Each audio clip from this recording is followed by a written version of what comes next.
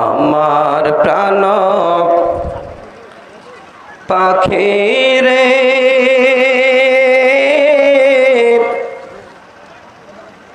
আমার মন ময়না রে একদিন তো যাইবার পাখি আমায় ছাড়িয়া একদিন তো যাইবার পাখি আমায় ছাড়িয়া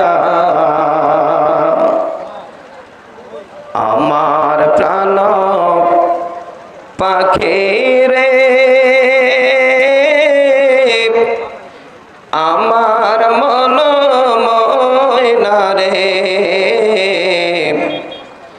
একদিন তো যাইবার পাখি আমায় ছাড়িয়া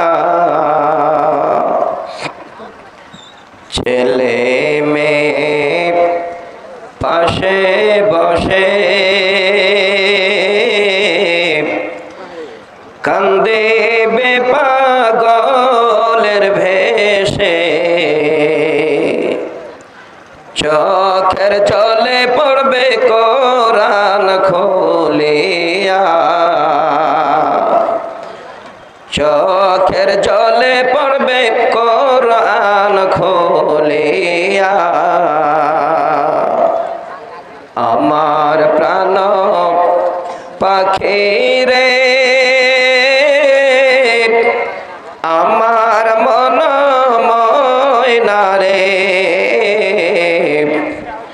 একদিন তো যাইবার পাখি আমায় ছাড়িয়া বড়ই পাতা গরম জলে শোয়াইয়া মশারি তলে গোসল করাইবে দুইজন বসিয়া গোসল করাইবে দুইজন বসিয়া আমার প্রাণ পাখি রে আমার মন ময়না রে একদিন তো যাইবার পাখি আমায় ছাড়িয়া আতর গোলাপ ছিটাইয়া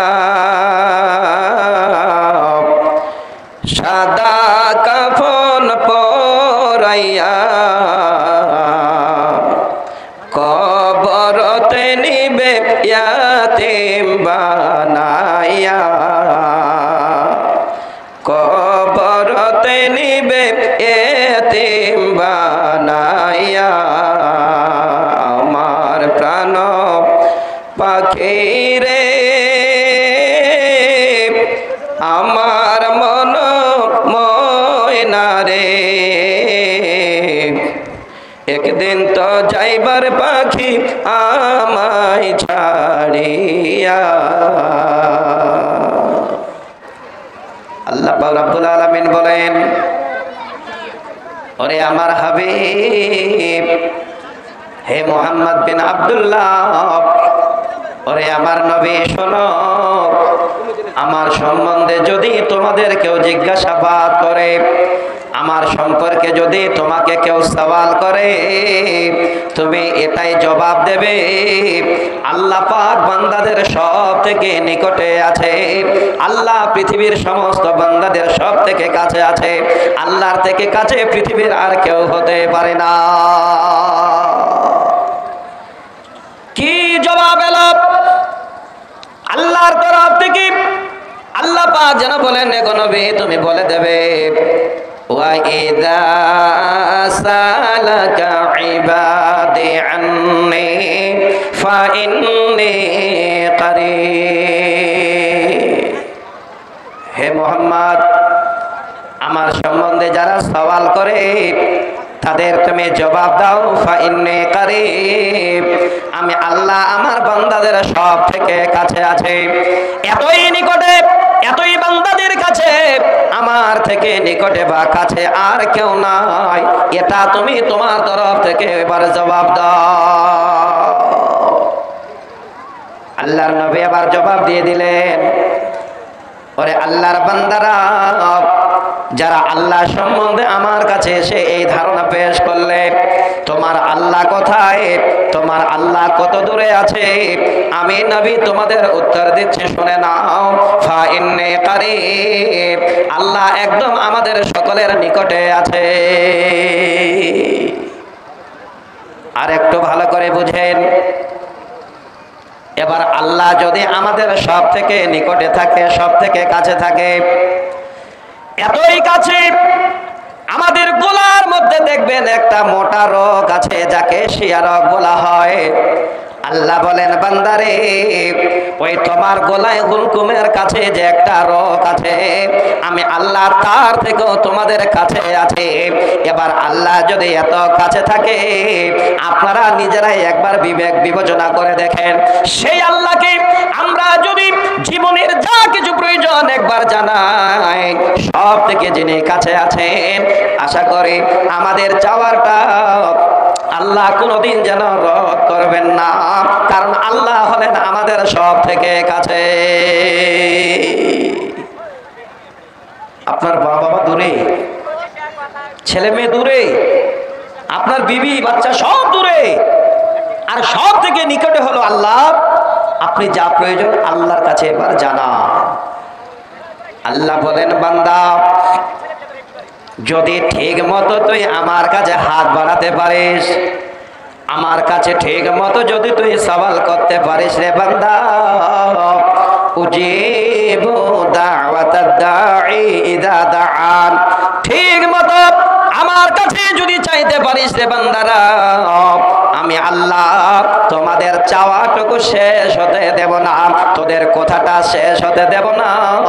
আমার কাছে যখনই তোমরা হাত উঠাবে আর গিড়গিড় করে কান্না করে আমার কাছে জানাবে, জীবনে আমার কাছে ভিক চাইবে, আমি আল্লাহ কথা দিলাম বান্দারে, কোনদিন তোমাদের চাওয়ারকে আমি ফেরত দেব না, তোদের চাওয়ার শেষ হবে না, চাইতে চাইতে তোমাদের কথা বন্ধ হবে না, তোমাদের দম বন্ধ হবে না, আমি আল্লাহ তার আগে তোমাদের চাওয়ার কবুল করে নেব।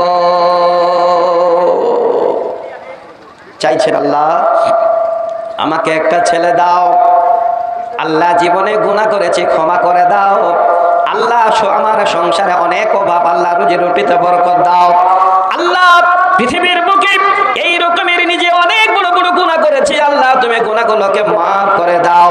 এই কথাটা আপনারা বলবেন, আপনার কথাটা পূর্ণ হবে না, কথাটা বলা শেষ হবে না। আল্লাহ বলেন, বান্দা, তার আগে আমি তোমাদের চাওয়ার আল্লাহ কবুল করে নেব। দেখেন, এই সুযোগ আমরা এত বড় কেউ পাবো না, যেটা সুযোগ আল্লাহ আমাদের দিলেন। আল্লাহ বলেন, বান্দা, আমি তোদের চাওয়ার শুনবো, কবুল করব, তোদের চাওয়ার শেষ হওয়ার আগে তোমাদের আমি সওয়ালের জবাব দিয়ে দেব, তোমাদের চাওয়ার কবুল করে নেব। বান্দারে, শর্ত হলো একটাই, ফালইয়াস্তাজিবু লি ওয়াল ইউমিনু বি। হে বান্দা, এটা ভালো করে মনে রাখ, যখন তুই আমার কাছে চাইবি, আমার কাছে যখন কান্না করবি, আমার কাছে যখন মাথা লুটে দিবি, সিজদায় পড়ে যাবে, ওয়াল ইউমিনু বি, এটা যেন অবশ্যই তোমার ঈমান মজবুত থাকে। আল্লাহ ছাড়া দেবার মতো আর কেউ নাই, আল্লাহ ছাড়া পৃথিবীর বুকে আর যেন কেউ দিতে পারে না। এইভাবে ঈমান রেখে, বিশ্বাস রেখে যদি আল্লাহর কাছে চাইতে পারে, আল্লাহ বলেন, বান্দা, তোদের আমি চাওয়ার শেষ হতে দেব না, তার আগে তোদের চাওয়ার আমি আল্লাহ কবুল করে নেব। বিশ্বাস রাখতে হবে, আল্লাহ তুমি এক, তুমি ছাড়া আর দেনেওয়ালা কেউ নেই, পৃথিবীর যা ভালো মন্দ হয় সব তুমি করতে পারো, যা আল্লাহ বান্দাদের প্রয়োজন তুমি দিতে পারো, তুমি ছাড়া অন্য কেউ নয়। এখন আসেন, কথাটা শুনলেন, খুব ভালো লাগলো। আল্লাহ পাক রব্বুল আলামিনের কাছেও চাইছেন, আবার কারো কাছে গিয়ে হাত বাড়াচ্ছেন, কোনো জ্যোতিষীর কাছে গিয়ে হাত দেখাচ্ছেন, তারপরে ভাগ্য নির্ধারণ করতে গিয়ে অনেক কিছু করে ফেলছেন। কেউ ভালো থাকার জন্য গলায় তাবিজ মাদুলি পর্যন্ত পড়ছে। হায় রে হতভাগা, এই জায়গাটা এখন পর্যন্ত কি বুঝে আসলো না? আল্লাহ এত বড় সুন্দর করে বান্দাদের বুঝিয়ে দিলেন, বান্দারে আমি আল্লাহ তোমাদের কাছে আছি রে, আমার থেকে কাছে আর কেউ নাই। ভালো করে যদি আমার কাছে ঈমান রেখে চাইতে পারো, আমি আল্লাহ তোমাদের কথা দিলাম, তোমাদের চাওয়ার আমি আল্লাহ শেষ হতে দেব না। তার আগে আমি আল্লাহ তোমাদের চাওয়ার কবুল করে নেব। সেই বান্দা যেখানেই থাকো না কেন, যত বড় বিপদে পড়ে থাকো না রে বান্দা, আমি আল্লাহ সেখান থেকে তোমাকে অবশ্যই উদ্ধার করব। আমি আল্লাহ তোমার কিঞ্চিত পরিমাণ কোনো ক্ষতি হতে দেব না।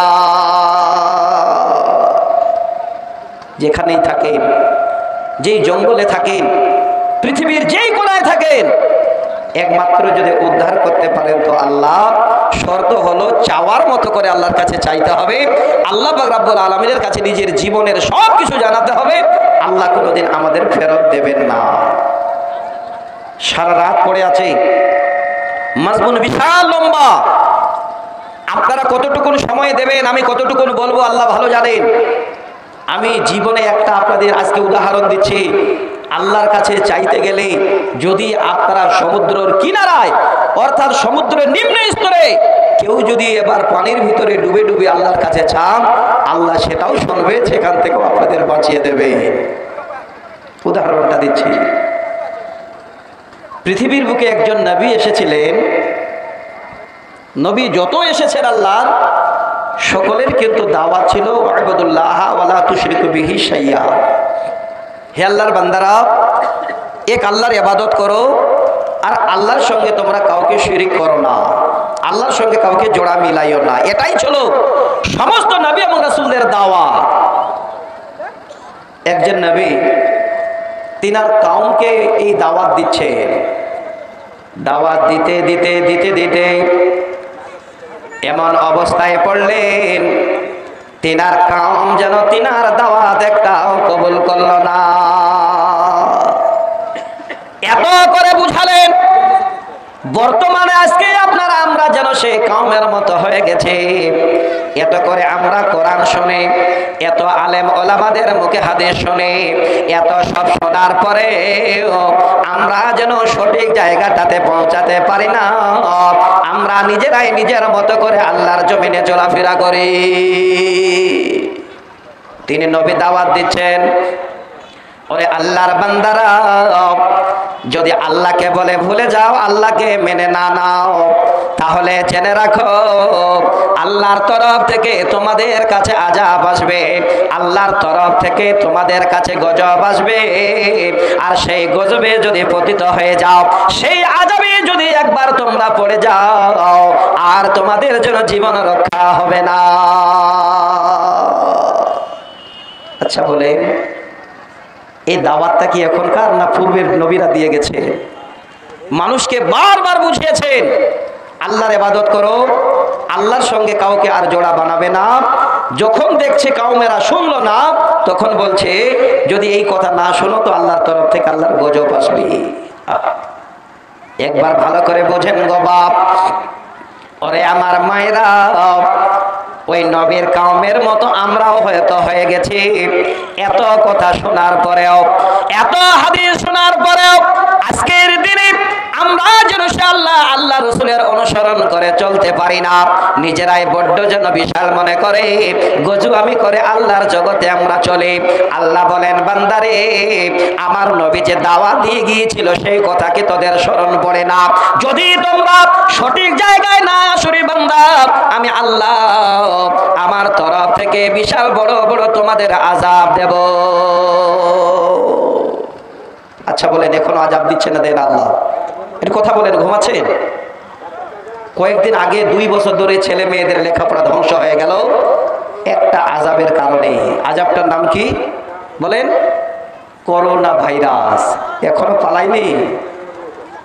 সতর্ক হয়ে যান। আমার বার্তা দিয়ে দিয়েছেন চারিদিকে, আরো একটা ভাইরাস ঢুকছে, যদি সেই ভাইরাস ঢুকে যায়, সেই আল্লাহর আযাব যদি আবার এসে যায়, আবার মানুষ চিন্তায় পড়ে যাবে, আল্লাহ জানি না মরবো না বাঁচবো। আল্লাহর গজব এমনিতে আসে না, যখন আল্লাহর বান্দারা আল্লাহ হুলা হয়ে যায়, আল্লাহকে ছেড়ে দূরে চলে যায়, সেই সময় আল্লাহ নারাজ হয়ে গিয়ে আল্লাহর তরফ থেকে তিনার বালা মুসিবত গুলো পাঠিয়ে দেয়। শুনেন, আমি একটা কবিতা শোনা। আল্লাহ নারাজ হয়ে গেলে পৃথিবীর সব আমাদের শেষ হয়ে যাবে। কবিতায় বলেন, আসলো ভাইরাস করোনা, কিয়ামতের নমুনা, আমার আল্লাহ ছাড়া কেউ তো জানে না। আসলো ভাইরাস করোনা, কিয়ামতের নমুনা, আমার আল্লাহ ছাড়া কেউ তো জানে না। পাক কোরআনে দেয় ঘোষণা, মানুষ দেখবে কিয়ামতের নিশানায়, সংকটে পড়িবেন মানুষ, সংকটে পড়িবেন মানুষ, কেউ তো কারো হবে না, আমার আল্লাহ ছাড়া কেউ তো জানে না। এমন আল্লাহর আযাব আসলো, এত বড় বিপদ আসলো। এই করোনা ভাইরাস যখন সূচনা হয়ে গেল, আপনার জন্মের ছেলে যাকে কোলে করে মানুষ করলেন, যাকে নিজে না খেয়ে আপনি খাবার দিলেন, ছেলেটা এবার যখন বড় সাবালিকা হয়ে গেল, সাবালক যখন হয়ে গেল, ছেলে এবার বাবা মাকে ছেড়ে বিদেশ চলে গেছে। আর এই করোনা ভাইরাসের সময় এবার ছেলে ভয়ে যেন বাড়ি পালিয়ে আসে। এবার আপনি বলুন তো, আপনি বাবা নিজেই যেন ছেলেকে বলছেন, বাবারে সরাসরি বেটা তুই বাড়িতে ঢুকিস না, আগে 14 দিন তুই কোয়ারেন্টাইনে থাক। দেখেন, নিজের ছেলেকে সরাসরি বাড়ি ঢুকতে দিচ্ছে না। এবার যদি ছেলে আসলো, ছেলের সঙ্গে ডাইরেক্ট গিয়ে আর দেখা করে না, দূর থেকে কথা বলছে। আমি আপনাদের বোঝাতে চাইছি রে বাপ, আল্লাহকে যদি আপনারা একবার স্মরণ করেন, আল্লাহকে যদি ভুলে না যান, আল্লাহ আমাদের উপরে কোনোদিন নারাজ হবেন না। আর আল্লাহকে যদি ভুলে যাই, নিজের মন মতো করি এই দুনিয়ায় যদি আমরা আল্লাহকে বাদ দিয়ে চলাচল করতে চাই, আল্লাহ বলেন, বান্দা তৈরি থাক, আমার তরফ থেকে অবশ্যই আযাব পাঠাবো। আর সেই আযাবে বান্দা তুই পতিত হবে, আযাবে গ্রেফতার হবে। কিন্তু যখন আল্লাহর আযাব এসে যায়, তখন আমরা আর কোথাও যেন গিয়ে কুল কিনারা খুঁজে পাই না। শেষের দিকে আল্লাহর কাছে আবার হাত বাড়িয়ে কান্না করে, আল্লাহ বড় বিপদে পড়ে গেছি, আল্লাহ আমার সব ধ্বংস হয়ে যাচ্ছে, তুমি রক্ষা করো। আল্লাহ বলেন, বান্দারে আগে থেকে কি তুমি শোনো নাই? এখন কেন বান্দা আবার আমার দিকে ফিরে এসেছ? ওরে আমার ভাইজান, ওরে আমার বাপেরা, আমি আপনাদের বোঝাতে চাইছি গো বাপ, আল্লাহর তরফ থেকে যদি আযাব এসে যায়, তখন আমরা আল্লাহকে ডাকি, কিন্তু আগে থেকে আমরা কেউ সচেতন হই না। তিনি নবী দাওয়াত দিলেন বারবার, নাম কি? হযরত ইউনূস আলাইহিস সালাম।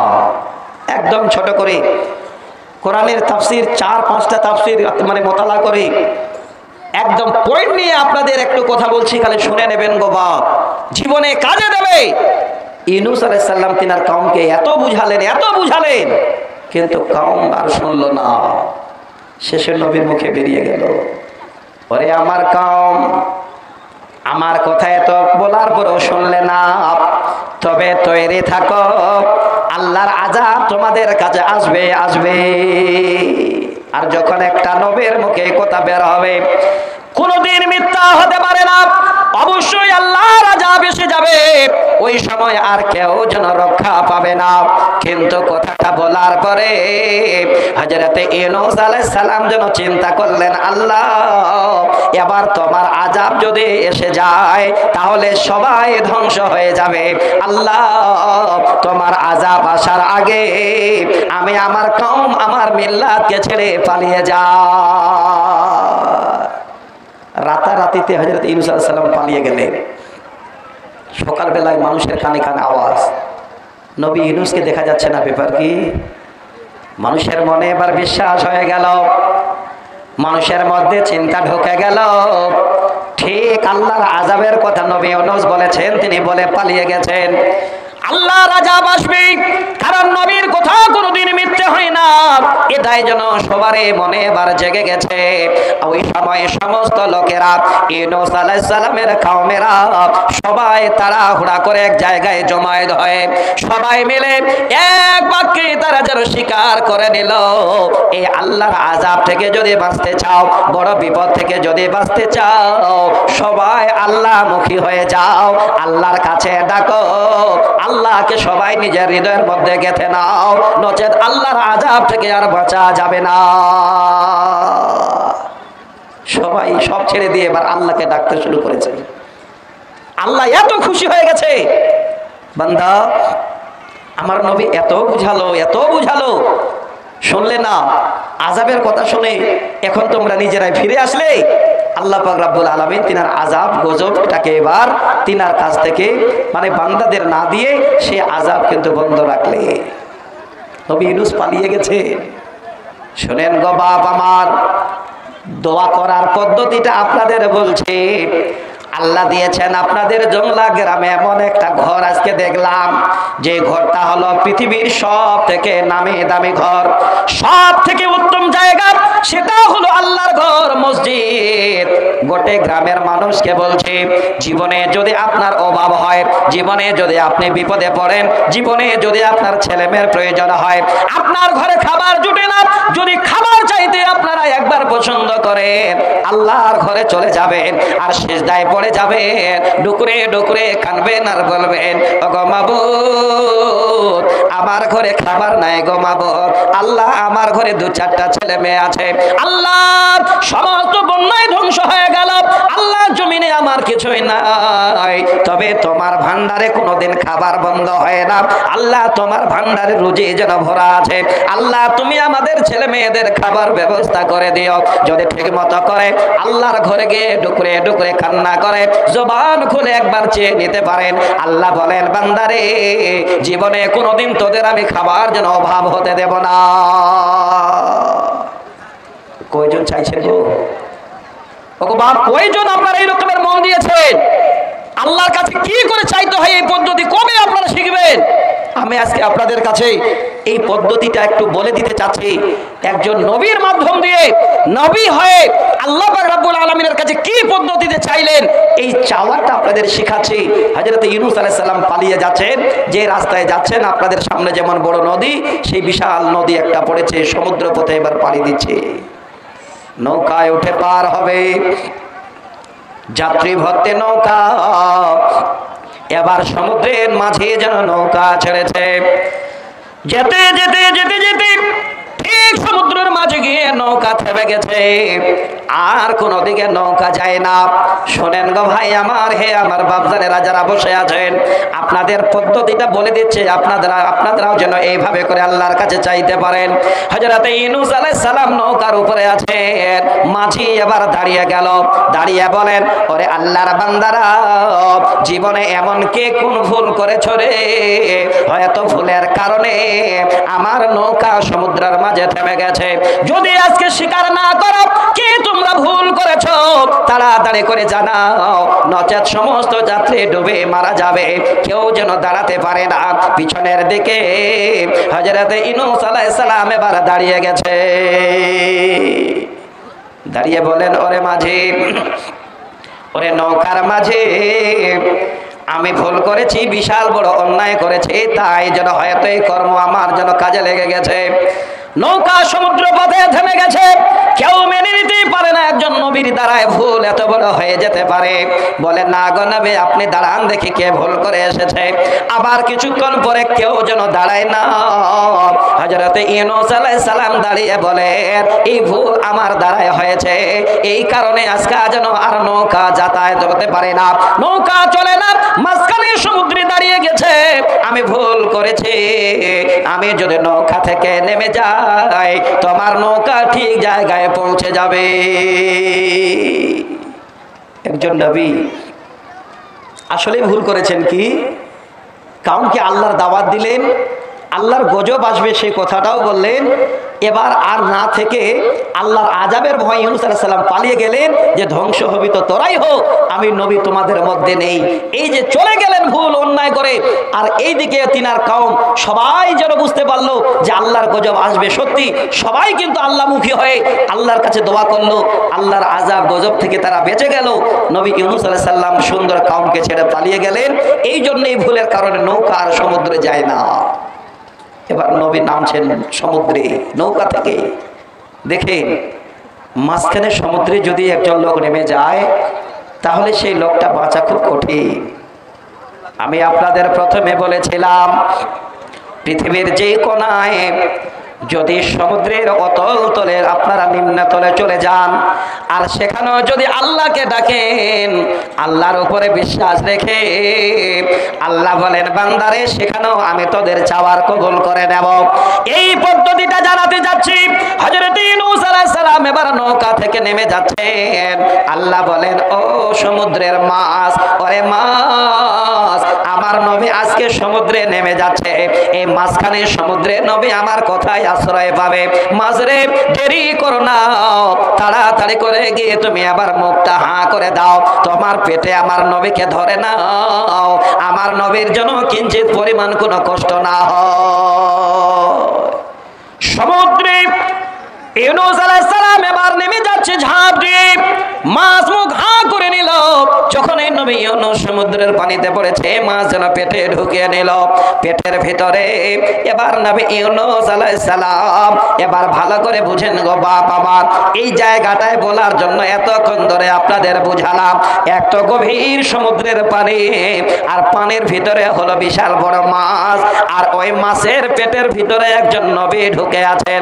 আল্লাহ বলে দিলেন হে সমুদ্রের মাছ, আমার নবী তোমার পেটের ভিতরে যতদিন থাকবে রে, আমার নবীকে তুই হজম করতে পারবি না।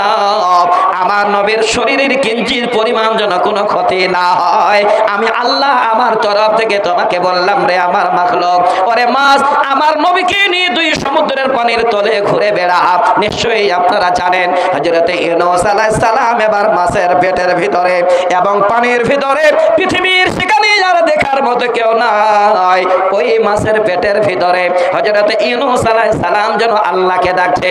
নিশ্চয়ই আপনারা জানেন আল্লাহর যেন তাসবিহ পড়ছেন, লা ইলাহা ইল্লা আনতা সুবহানাকা ইন্নী কুনতু মিনাজ জালিমিন।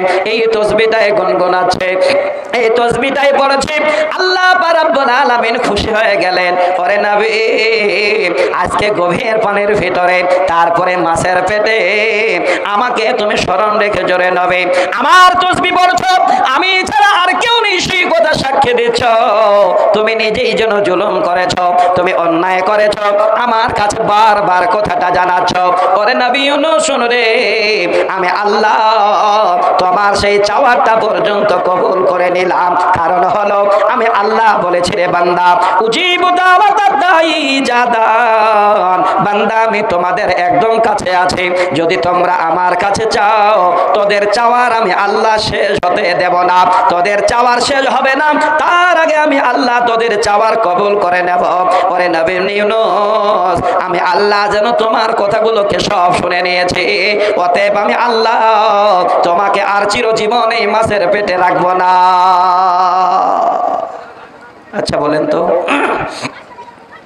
কত বড় বিপদে, এক তো সমুদ্রের পানির ভিতর, সেই পানির ভিতরে আবার মাছের পেটের ভিতরে হযরত ইউনূস আলাইহিস সালাম আল্লাহকে ডাকছে, লা ইলাহা ইল্লা আনতা, আল্লাহ ছাড়া কোনো ইলাহ নেই, একমাত্র তুমি। ইন্নী কুনতু মিনাজ জালিমিন, আমি যেন বড় অত্যাচারী জুলুম করেছি, এটা যেন আল্লাহ পাক রব্বুল আলামিনকে বারবার শোনাচ্ছেন। আল্লাহ খুশি হয়ে গেলেন, নবীর কথায় আল্লাহ যেন রাজি হয়ে গেলেন। আল্লাহ এত যেন আনন্দ পেলেন, নবীরে এই রকমের জায়গায় থাকার পরেও তুই আমাকে এতবার স্মরণ করলে, আমাকে তুই এইভাবে বিশ্বাস রেখে বললে, আমি আল্লাহ নবী তোমাকে আর আমি মাছের পেটে রাখছি না রে, আবার দেখ আমি তোকে সেখান থেকে উদ্ধার করে দিচ্ছি। কিছুদিন বাদে আল্লাহর অর্ডার, হে সমুদ্রের মাছ, আমার নবীকে তাড়াতাড়ি করে তোর পেট থেকে বের করে দে। সমুদ্রের কিনারায় মাছ বের করে দিল। সেই শরীরে এখন যেমন চাম সেইভাবে তো চাম আর থাকতে পারে না, যেহেতু মাছের পেটের ভিতরে শরীরটা চামগুলো তেলতেলা হয়ে গেছে। ওই শরীরে মাছি বসতে পারে, সূর্যের তাপ পড়লে চাম যেহেতু তেলতেলা হয়ে আছে, নবীর ক্ষতি হতে পারে। আল্লাহ বলছেন, হে মাছ, এমন জায়গায় গিয়ে আমার নবীকে তুই বের করে দিবি যেন কোনো মাছি কোনো পোকা আমার নবীর গায়ে না বসতে পারে। সমুদ্রের কিনারায় বালুকা রাশিতে নবীকে বের করে দিলেন সুন্দর একটা লাউ গাছের নিচে। এবার লাউ গাছ এদিক ওদিক ঝাঁপিয়ে সুন্দর করে পাতাগুলো নবীর গায়ের উপরে পড়লেন, কোনো পোকামাকড় বসলো না, রোদ্রের তাপও লাগলো না। আল্লাহ পাক রব্বুল আলামিন সেখানে নবী ইউনূস আলাইহিস সালামকে আবার যেন সুন্দর চেহারায় ফিরিয়ে দিলেন। আমি বলতে চাইছি বাপজান, যারা বসে আছেন আপনারা কিছু নেবার জন্য এসেছেন, আল্লাহর কসম করে বলছি আল্লাহ পাক রব্বুল আলামিন আপনাদের আমাদের সব থেকে কাছে আছে। আপনি যত বড় বিপদে পড়েন, যা আপনার চাওয়ার প্রয়োজন, যেটাই আপনি চাইবেন আল্লাহ পাক রব্বুল আলামিন আপনাকে দেবেন। আপনার সওয়াল আল্লাহ কোনোদিন ফেরত দেবেন না, কিন্তু চাওয়ার মতো করে চাইতে হবে। মনে রাখতে হবে আল্লাহ তুমি ছাড়া আর আমাদের কোথাও চাওয়ার জায়গা নেই। যদি এদিক ওদিক চান, আপনি যতই বিপদে পড়েন আপনার বিপদে আপনার কান্না আল্লাহ শুনবে না। আমার বাপজান, আমি আপনাদের অনুরোধ করব যে যেখানে আছেন, আমি আপনাদের কাছে অনেক অনেক উপহার আজকে নিয়ে এসেছি। বেশ কিছু কবিতা, কিছু গজল, আবৃত্তি, নজম, অনেক কিছু আপনাদের আমি শোনাবো বলে বড় আশা করে এসেছি। তবে আগে আপনাদের কিছু পদ্ধতি আজকে আমি বলে দিচ্ছি যে বাপজান, এখনো যদি ডাক হয়ে যায় আমাদের চলে যেতে হবে। জীবনে অনেক অনেক ভুল করেছি, সেই ভুলগুলো, সেই গুনাহগুলো একটু দয়া করে আল্লাহর কাছে ক্ষমা চেয়ে যাব। আল্লাহর কাছে যদি গুনার ক্ষমা চাই, ভুলের ক্ষমা চাই, ঈমান রেখে আল্লাহর উপরে বিশ্বাস রেখে, ইনশাআল্লাহ আল্লাহ আমাদের সমস্ত ভুলকে ক্ষমা করে দেবেন। আপনার যা প্রয়োজন আল্লাহ সেটাই আপনার মিটিয়ে দেবেন। হে আমার মা বোনেরা, আপনারাও যদি চাইতে পারেন আল্লাহর কাছে, আল্লাহ পাক রব্বুল আলামিন এই দুনিয়ায় আপনাদের ইজ্জতকে বাড়িয়ে দেবে। তিনটা কথা বললাম, এই তিনটা কথায় তিনটা দলিল দেব। আল্লাহর কোরআন থেকে দুটো, আর সহিহ বুখারীর হাদিস থেকে একটা। তিনটা দলিল দেব। অনেক মায়েরা আমার আছেন, আগে আপনাদের আমি এই দলিলটা দিই, উদাহরণটা দিয়ে আপনারা বুঝতে পারবেন। অনেক মায়েরা আছে, যদি হঠাৎ করে ছেলে মেয়ের কিছু অসুখ হয়ে যায়, বেমার হয়ে যায়, এদিক ওদিক কোথাও না গিয়ে এবার দৌড়াতে দৌড়াতে বড় শ্বশুরের কাছে গিয়ে হাজির হয়ে যাবে। ভাই দেখে গিয়ে কাঁদতে লাগবে আর বলবে, বাপুজি আমার ছেলেটার যেন কি হয়ে গেছে, একটু চলুন গো বাপু, আপনি একটু দেখে। বলে না?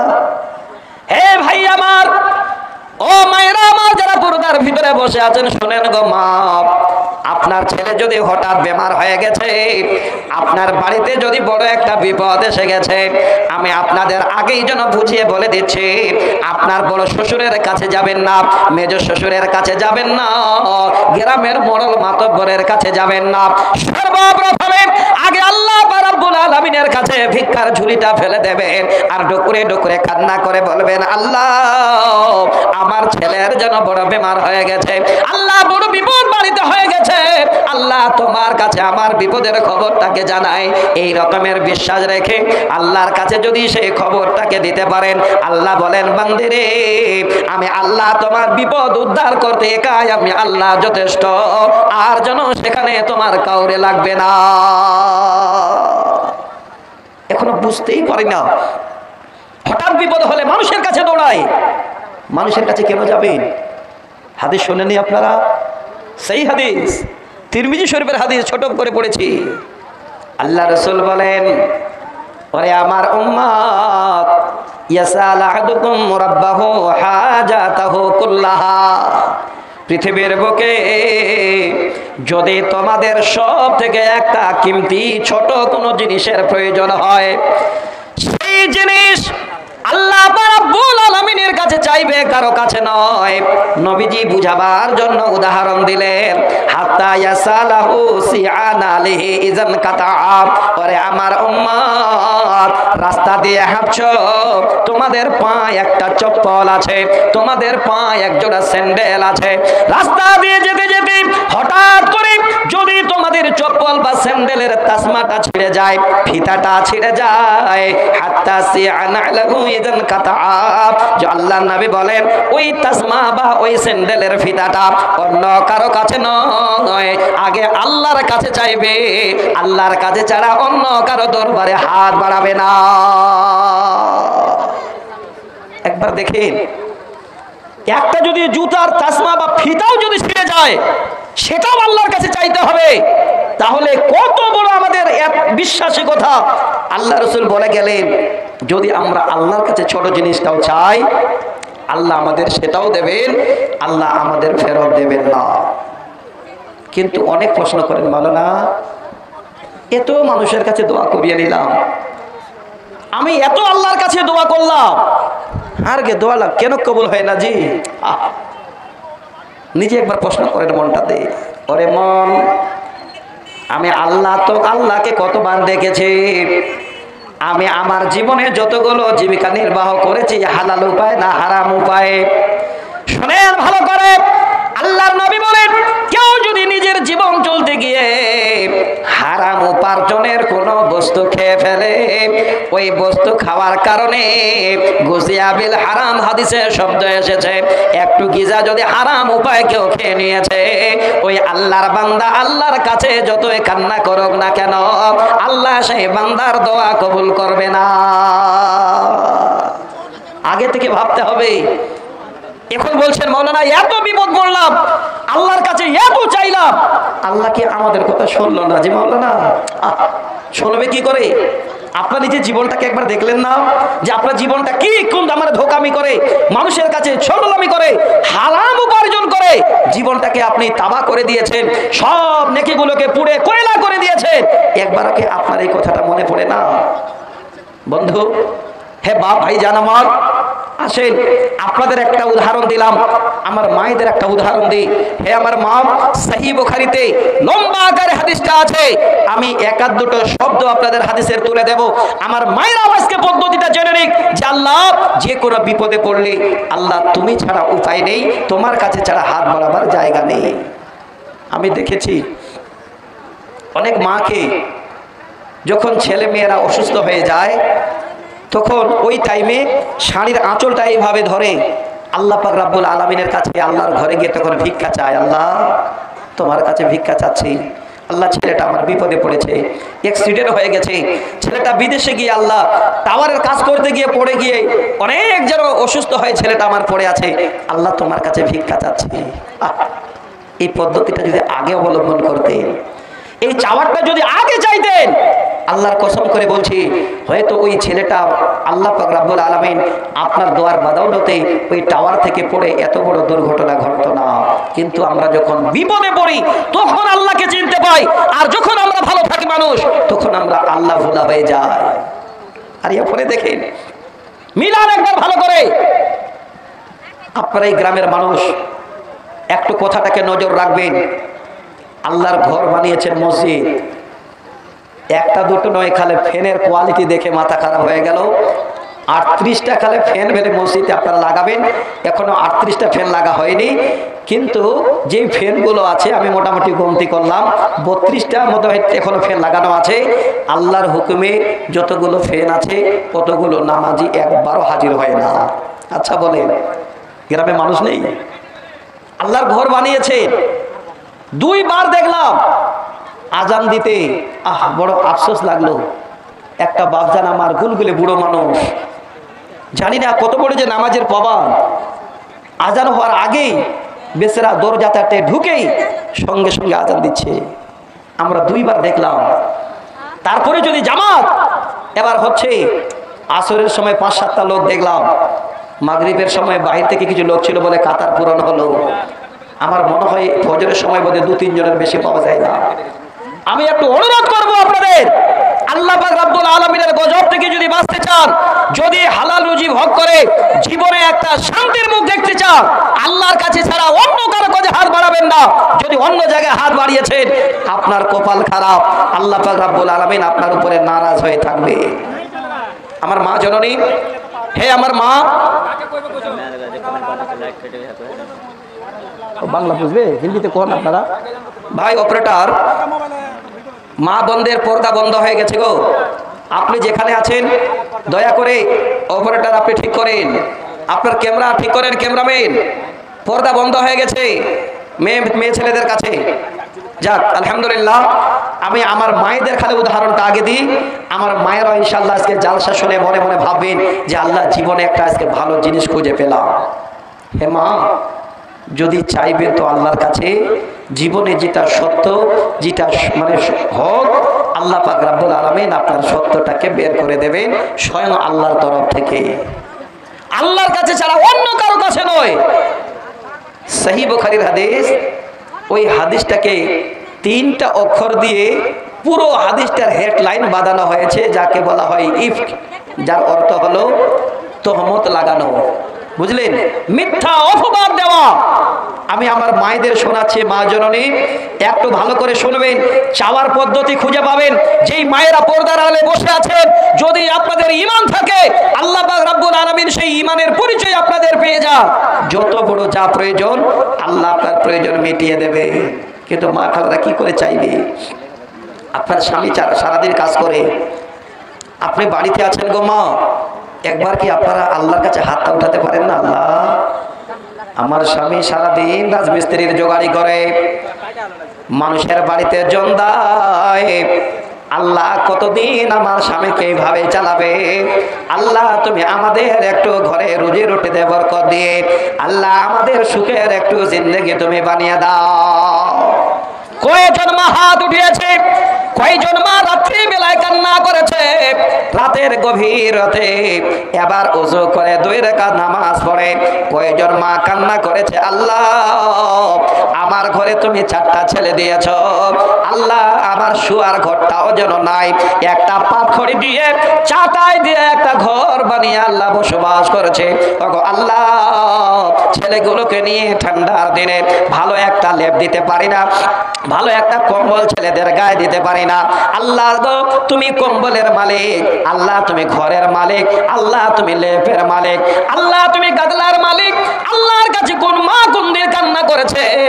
ওরে মা, আজকে দিনে যদি আপনারা আমার কথাটা নিয়ে যেতে পারেন, আল্লাহর কাছে যদি কান্না করে দেখতে পারেন, আপনার এই দুঃখের ঘরটা আপনার কান্নার কারণে আল্লাহ সুখের বানিয়ে দেবে। জানে না, একটাও মাকে খুঁজে পাবেন না। যত মায়েরা জালসা শুনতে এসেছেন, খবর নিয়ে দেখেন, রাতে আল্লাহর কাছে যে ডুকুরে ডুকুরে কাঁদবে, একটাও পাওয়া যাবে না। কি করে জীবনে সুখ আসবে? সুখ চান? ওনার কাছে হাত বাড়ান, আপনার সুখ এসে যাবে। বাইক চাইবেন, ওনার কাছে চান, আল্লাহ আপনার বাইক ব্যবস্থা করে দেবেন। ভালো জামা কাপড় পরবেন, ওনার কাছে চান, উনি জামা কাপড়ের মালিক, আপনাকে জামা কাপড় দিয়ে দেবেন। আপনি ইজ্জতের সহিত চলতে চান দুনিয়াতে, ওনার কাছে হাত বাড়ান, আপনার ইজ্জতটাকে উনি অবশ্যই রক্ষা করবেন। ইজ্জতের সহিত আল্লাহ আপনাকে চালাবেন, আপনার কিঞ্চিত পরিমাণ কোনো রকমের অসুবিধা হতে দেবে না। আমি একটাও মিথ্যা কথা বলছি না, আল্লাহর কসম বলছি, আপনাদের বুঝাবার জন্য। লম্বা করে নয়, ছোট করে হাদিসটা বলছি। আমার মায়েদের খালি চাওয়ার পদ্ধতিটা বুঝিয়ে দিই। আল্লাহ রসুল যখন কোথাও যেতেন, তো নিজের বিবিদেরকে একটা সাথে নিয়ে যেতেন। শোনেন কথাটা ভালো করে, নিজের বিবিদের যে কোনো একজনকে সঙ্গে নিয়ে যেতেন, তাহলে পদ্ধতিটা নিশ্চয়ই ভালো। এবার আপনারা যদি কোথাও যান, আপনার বিবিটাকে যদি সঙ্গে নিয়ে যান, অনেক কাজ দেবে, অবশ্যই ভালো হবে। তবে বর্তমানে যেইভাবে মানুষজন নিয়ে যাচ্ছে সেইভাবে নিয়ে যাবেন না। আপনার বিবিটাকে যদি আপনি নিয়ে যান, যেন একজন লোক অপরজন লোককে দেখে আলোচনা করে যে অমুকের বিবিটাকে দেখলাম, কোনো রকমের তার মুখের আকৃতিটা পর্যন্ত দেখা গেল না। একটু নিয়ে যাবেন যত্ন করে। আল্লাহ রসুল বিবিদের নিয়ে যাবে, তো একটা তো বিবি ছিলেন না, অনেকগুলো বিবি। এবার লটারি করলেন, কোরা ডালছে, তো কোরা ডাললেন, তো পুরচাতে নাম উঠলো হযরতে আয়েশা। ছোট করে বলছি, শোনেন, বিশাল লম্বা হাদিস। আমার মায়েরা যদি খালি নিতে পারেন, তো আমার কষ্ট করাটা কামিয়াব হয়ে যাবে। লোটা দিতে নাম আসলো আম্মাজান আয়েশা, হযরতে আয়েশাকে সাথে নিলেন। এবার যে যাচ্ছেন হযরতে আয়েশাকে নিয়ে, ওই সময় আম্মাজান আয়েশার শরীরটা একদম হালকা পাতলি, কোনো শরীরে ওজন নেই। নিয়ে যাচ্ছেন কাতে? আপনাদের আগে বোধহয় দেখেছেন, বর্তমানে নেই, হাওদাস দেখেছেন গো ভাই, পালকি পালকি দেখেছেন? আল্লাহু আকবার। আমাদের দেশে এই 1-2 বছর আগেও আমি দেখেছি, কোনো ভাইজানের বিয়ে যাচ্ছে, রাস্তায় বসে আছি, তো অনেকগুলো লোক দেখছি, 4 জন 4টা হাতে লাঠি ধরেছে, আর পালকি ঘাড়ে তুলেছে, আর সুন্দর করে পালকির ভিতরে বর আর বউ ঢুকে আছে। ভাই, বাংলাদেশের মমতাজের গান শুনেছেন? শুনেননি? পালকিতে বউ চড়ে যায়, শুনেননি আপনারা? শুনেছেন বলে মনে হয়। আর আপনারা তো বাংলা কম শোনেন, তো ওই জন্যে যদি এখনো পালকি দেখতে চান তাহলে যদি ওই গানটা শুনে তো দেখতে পাবেন, দেখবেন পালকিতে করে বউটাকে চড়িয়ে নিয়ে যাচ্ছে, নাউজুবিল্লাহ। তো আল্লাহ রাসূল আম্মাজান আয়েশাকে নিয়ে যাচ্ছেন হাওদাজে, সুন্দর একটা পালকির মতো, ওর ভিতরে আম্মাজান আয়েশা ঢুকে আছে। যাচ্ছেন কোথায়? গাজওয়ায়ে বানুল মুস্তালিক নামে একটা সন্ধিতে। সেখানে গিয়ে আল্লাহ রাসূল দীর্ঘদিন থেকে ফিরে আসছেন। দেখেন আসার পথে নবীজি সাহাবীদের নিয়ে থেমে গেলেন। ওই সময় হাওদাজ রাখা হলো। ওরে মা, আমার বোন, আপনাদের বুঝাবার জন্য বলছি, হাওদাজ রেখে দিলেন আম্মাজান হাওদাজের ভিতরে। আল্লাহ রসুলের সাহাবীরা আল্লাহ রসুলের আশেপাশে সবাই আরাম করছেন। এমন সময় আম্মাজান আয়েশাকে যেন কাজে হাজাতের প্রয়োজন হলো, বারাত হয়ে গেল। হযরত আয়েশা বলেন, আমি সেই হাওদাজ থেকে বের হয়ে অনেক দূরে চলে গেলাম কাজে হাজাতের জন্য। সেখানে কাজে হাজাত ছেড়ে ফিরবো, হঠাৎ করে দেখি আমার গলায় আমার বোনের ধার করা একটা হার ছিল, সেই হার আমার গলা থেকে পড়ে গেছে, হারটা হারিয়ে গেছে। একটু খোঁজ করতে শুরু করেছে, দেখতে শুরু করেছে। আল্লাহ রাসূল সাহাবীদের বলছেন, চলো আমরা নিজের গন্তব্যস্থানে পৌঁছাবো। আবার হাওদাজ পালকি ঘাড়ে তুলে নিয়ে চলে যাচ্ছেন। সাহাবীরা বলছেন, আমরা যখন পালকিটা ঘাড়ে উঠাই আমরা বুঝতে পারিনি যে আম্মাজান আয়েশা আছে না নেই, এত পাতলা ছিলেন আম্মাজান আয়েশা। দেখা দেখি তো নেই। কত বড় ঈমানদার! আল্লাহ রাসূলের স্ত্রী পালকির ভিতরে আছেন, একবার যে দেখবেন এই রকমের তাদের মনে ধারণা নেই। সরাসরি হাওদাজ ঘাড়ে নিয়েছেন, হাঁটতে লেগেছে, সবাই চলে গেছে। আম্মাজান আয়েশা যখন হাতটা খুঁজে পেলেন না, ঘুরে এসে দেখছেন আল্লাহ রাসূল চলে গেছেন, সাহাবীরা চলে গেছেন। মা জননী, আপনারা হলে কাঁদতে শুরু করতেন, চিৎকার করে মানুষ জমিয়ে দিতেন। জ্ঞান অর্জন করেন। যদি স্বামীকে নিয়ে পূর্ণিয়াতে যান, কোনো জায়গায় যান, আর আপনার স্বামী যদি আপনার কাছ থেকে একটু হাতছাড়া হয়ে যায়, তাহলে স্বামীর জন্য পাগলির মতো ছুটে বেড়াবেন না। যেখানে হাতছাড়া হয়েছে ওইখানে আপনি দাঁড়িয়ে থাকবেন, তাহলে আপনার স্বামী আবার ফিরে এসে ওখানে আপনাকে খোঁজ করবে। দেখেন কত জ্ঞান দিচ্ছে ইসলাম। আম্মাজান আয়েশা বলেন, আমি এবার সেখানে দাঁড়ালাম, আর কিছুক্ষণ পরে আমার শরীরে যেন একটু ঘুমের আলিশ এসে গেল। সেখানে আমি বসে গিয়ে কাঁধ হয়ে গেলাম, সুন্দর করে আমার চেহারাটা আমি ঢাকিয়ে নিয়ে সেখানে শোয়ার মতো হয়ে গেলাম। পিছনের দিকে আল্লাহর নবীর একজন সাহাবীকে নবীজি রেখেছিলেন, যার নাম হলো সাফওয়ান বিন মুআত্তাল। তাকে বলা হয়েছিল, ওরে সাফওয়ান বিন মুআত্তাল, যখন তুমি ফিরবে যদি আমাদের কোনো সামান ছাড়া পড়ে সেই সামানগুলোকে নিয়ে আসবে। সাফওয়ান বিন মুআত্তাল বলেন, আস্তে আস্তে আস্তে ঠিক যখন আম্মাজান আয়েশার একটু কাছে আমি হয়েছে, আমি দূর থেকে বুঝতে পারলাম এটা আম্মাজান আয়েশা ছাড়া আর কেউ হতে পারে না। আইরে আমার আম্মাজান আয়েশা সিদ্দিকা ছাড়া পড়ে গেছেন। হে দিনী ভাইরা, আমার মা বোনেরা, সাফওয়ান বিন মুআত্তাল বলেন, আমি উঠটা তাড়াতাড়ি করে নাকিলটা ধরে নিলাম, আর একটাই কথা বললাম, বেইস্তিরজাহি, যার অর্থ হলো ইন্না লিল্লাহি ওয়া ইন্না ইলাইহি রাজিউন। সাফওয়ান বিন মুআত্তাল বলেন, এই শব্দটা ছাড়া আর দ্বিতীয় কোন রকমের আমার শব্দ মুখে বের হয় নাই, আমি শুধু ইন্না লিল্লাহি ওয়া ইন্না ইলাইহি রাজিউন পড়লাম। উটের নাকিলটা ধরে টানতে টানতে টানতে টানতে আম্মাজান আয়েশা সিদ্দিকা রাদিয়াল্লাহু তাআলা আনহা আমি তিনার কাছে নিয়ে গিয়ে উটটাকে বসালাম। কথাটা ভালো করে নিন, ইন্না লিল্লাহি ওয়া ইন্না ইলাইহি রাজিউন ছাড়া আর কোনো কথা বলেননি, সহিহ বুখারীর হাদিস। এবার উট বসিয়ে দিলেন, আম্মাজানকে ইশারা করলেন আয়েশাকে, উটের পিঠে উঠলেন।